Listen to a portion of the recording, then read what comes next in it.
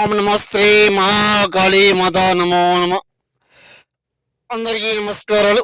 శత్రు సర్వనాశనం, శత్రు మరణం, నరబలి పీఠం, సంహానం, సమ్మనం యాగం, శబ్దనిలఖండం, ప్రసతర్పణం, శ్మశాన వాటికం.